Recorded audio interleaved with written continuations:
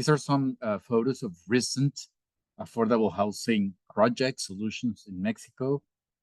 There's a large predominancy of this model of single family homes or small multifamily buildings for affordable housing, but mostly always built in the outskirts of cities, town, villages. So one key aspect of Mexico's affordable housing is that it's mostly built outside or in the faraway peripheries of the cities. So if we may sum up a few challenges around affordability or affordable housing in Mexico, we may start first by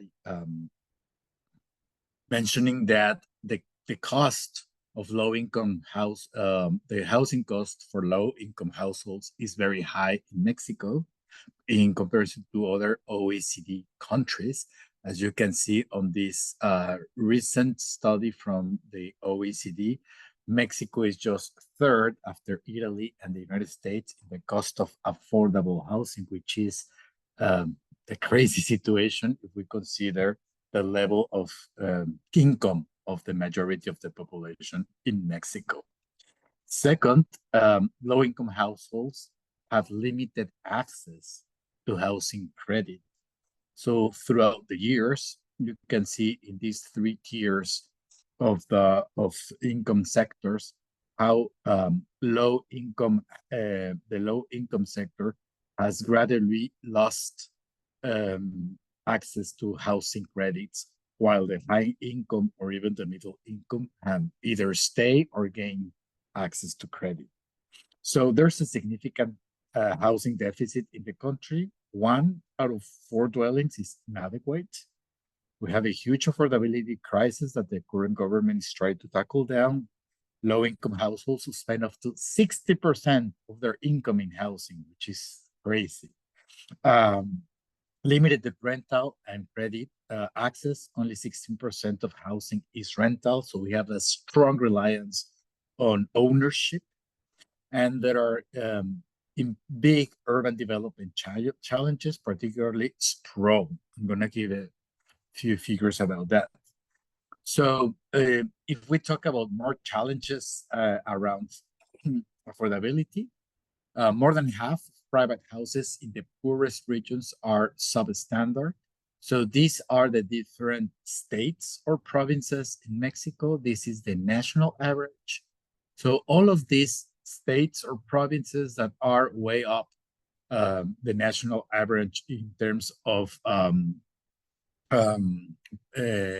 private houses are all in very poor states.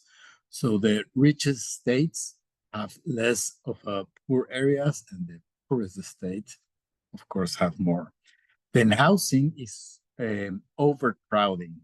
So that's also an OECD graph with all the OECD countries. And Mexico ranks third in the OECD countries with an overcrowding problem. Overcrowding meaning that there's less than one room for a family, or that like the couple has to share rooms with the kids, or that 18-year-old people have to share rooms with younger people. So there's a housing quality and deficit. 40% of our homes require structural improvements. This is because most were built by the people without technical guidance or support. And 50% of those are in these poorer states in the south of the country. I already mentioned the affordability problems and the rental market gaps. There's a limited credit access and the sprawl, as I mentioned before.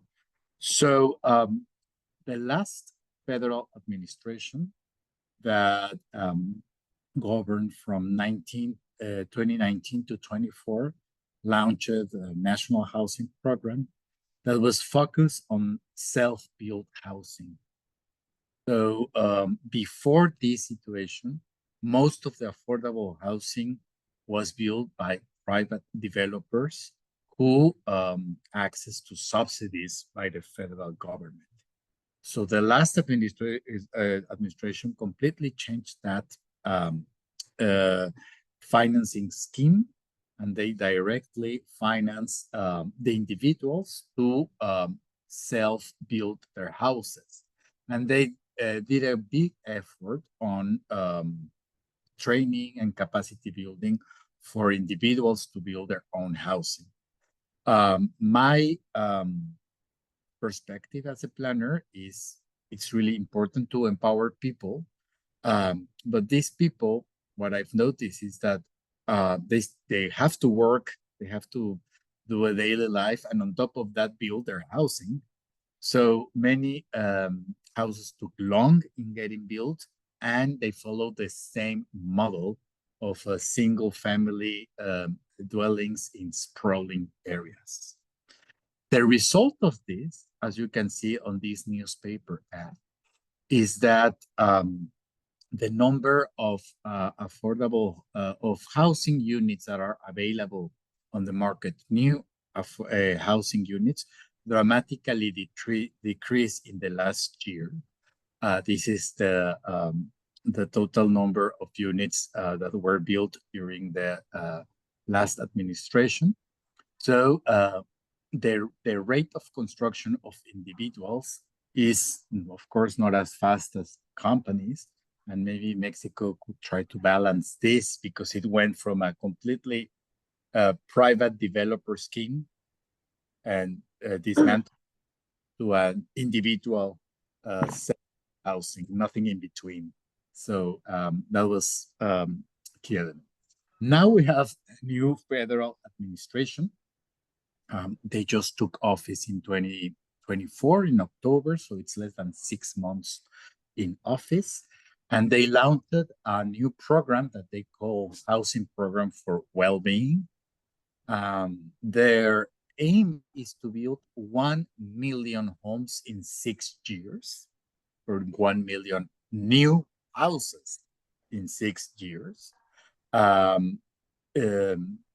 They will do this by regularizing land in the outskirts of the city, and they are negotiating with landowners who don't have their land titles, and the government is negotiating with them so they can become part of the program, and houses can be built on that land. This national program also includes 450,000 improvements in housing, which is a large number, but it's very small considering our housing stock. I must say that Mexico has 25 million houses. So if 60% of them have a deficit, improving 450,000 is very, very, a very small figure. There's a huge investment in Mexican pesos about this, and that this has led to important criticism on where the money will come from. Let me go to the next slide. So the funding for these 1 million new homes will come from the National Housing Mortgage Institution in Fonadit. This is an outstanding financing institution in Mexico. It is 50 years old, and for every, let's say, dollar a Mexican worker saves in this institution, the government and his boss or the company he works for puts another dollar. So we call it a three-partisan entity. So this entity has collected a huge amount of money over 50 years. And this new administration decided to dismantle the three-partisan scheme of governance of that institution, and the government will create a financial institution that will use those funds from, let's say, individual perspective from the government. So this has been very heavily criticized. Also, because there's 0% financing, there's an interest-free mortgage loan for low-income families to boost home ownership. So many people question how this fund will be replenished if it's interest-free. To wrap up, this is the newest project launched just last week by the president. It's in a small city in the north of Mexico. For 2025, this 1 million houses program has secured 261 plots that cover 2,500 hectares, and they are planning to build 125,000 new units in a year and to upgrade 100,000, and they say they will create a large number of jobs. My concern is that this new housing program is following the trend of locating the affordable housing units in the far outskirts of the city. So as you can see here, once again, because the government didn't invest in the land, but negotiated with existing landowners who have problems with their land titles, the land that their government was able to grab is far away in the city. Of course, it's the last lot, let's say, and this is where they will send, I didn't mention here, single mothers, young people, indigenous people, elderly, and individuals in the farthest, most remote area of this small city. So I'm really concerned about this. This is just an image of one random street that I just took. This is how, I mean, if you can see this area, it looks pretty, okay, I would say. I was surprised, it looks pretty clean, although there is no pavement, the road seems quite suitable for circulation, there's electricity. So there's a certain level of urbanization, but the new housing units will be, let's say, farther south. So to wrap up, some challenges. First of all, many Mexicans are unsatisfied with the time it takes to families to get to services, education, works, etc. So, and this highly relates to the location of affordable housing. So for most Mexicans are very unsatisfied on their possibility to reach culture and leisure activities, parks and sports, commercial areas, and it goes down. Second, the public spending on housing support is low in Mexico in comparison to other OECD countries. This graph is striking. Mexico has the lowest public spending on housing allowances from the whole OECD countries, but we have the third most expensive price for affordable housing in the OECD countries. So this is a huge contradiction. Most land in Mexico is used for low-density residential purposes, including affordable housing. So you can see here that the land use for residential low density sums up almost 72% of a metropolitan land use. So this is key to address. So basically addressing urban sprawl while increasing the supply of affordable housing options is key to Mexico. And this is my last slide.